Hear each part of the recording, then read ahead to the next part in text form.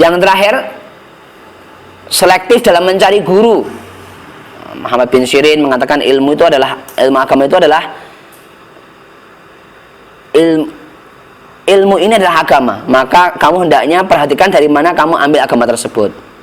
Atau Abu Hanifah berkata, aku mendapati Hamad ibnu Abi Sulaiman adalah sosok figur seorang guru yang berwibawa, sangat lembut, penyantun dan sabar. Kita harus selektif mencari guru. Seperti perkataan Ustadz Muhammad Taib Spardi di pengajian itu, barang siapa yang gurunya itu kitab, jadi kalau diharapkan man kana kitabuhu sayhuhu faqad aksara khata'uhu.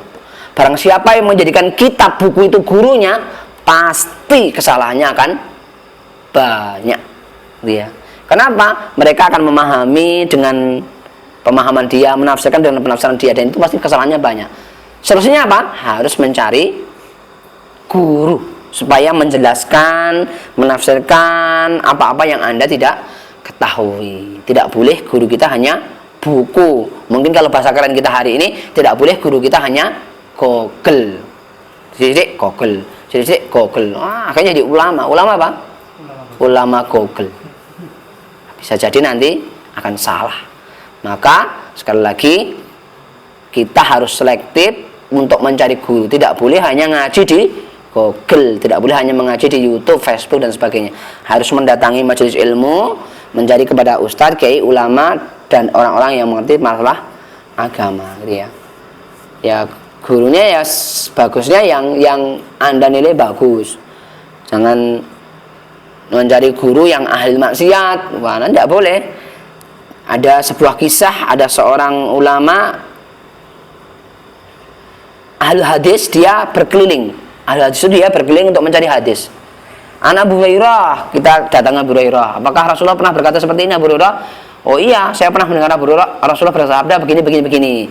Ibnu Abbas, datang ke Ibnu Abbas. Ya Ibnu Abbas, apakah Anda pernah Rasulullah menjelaskan tentang minum makan berdoa? Oh iya, Ibnu Abbas mengatakan bahwa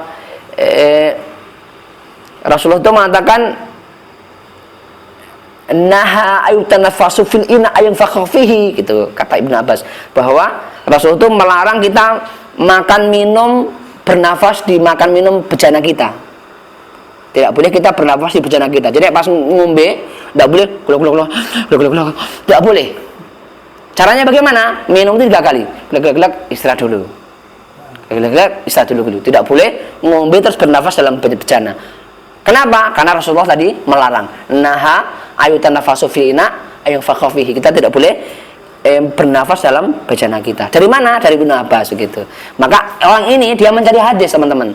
Saya pernah mendengar Rasulullah itu hadisnya seperti ini. Kemudian dia datangi orang yang meriwayatkan itu. Pas datang gini dia sibuk. Ya sudah, karena dia murid, dia diam saja. Ternyata ustadznya ini yang perawi hadis ini sedang ngasih makan ayam, teman-teman. Kemudian dia kur gitu ya. Kalau di Jawa kan kur gitu. Kalau di Indonesia Timur how are you gitu. Jadi beberapa tempat itu ternyata beda-beda suara. Orang Jawa bilang suara tembakan apa? Dor gitu. Ternyata kalau di Timur, Indonesia Timur, suara tembakan itu bunyinya pang gitu. Kalau di luar negeri bung gitu. Nah, itu tidak tahu apa bedanya di telinga kita atau bagaimana. Kita ketok-ketok pintu, tok gitu kan. Tapi ternyata orang barat knock gitu. Knockdown kan? Ngetok pintu. Nah, dia ngasih makan ayam, teman-teman. Kur gitu. Kalau orang Jawa bilang kur gitu. Karena nanti kalau video saya ini dilihat di luar Jawa nanti diketawain kalau saya bilang kur gitu. Ternyata teman-teman ayamnya datang. Pas ayamnya datang, itu ternyata dipegang dan tidak ada makanan di tangannya. Langsung orang yang cari hadis itu ya Syekh, Anda ngasih makan ayam kok tidak ada makanan di tangan Anda? Oh enggak, saya hanya saya hanya tipu mereka supaya bisa dipegang. Langsung orang yang cari hadis itu dia langsung pergi.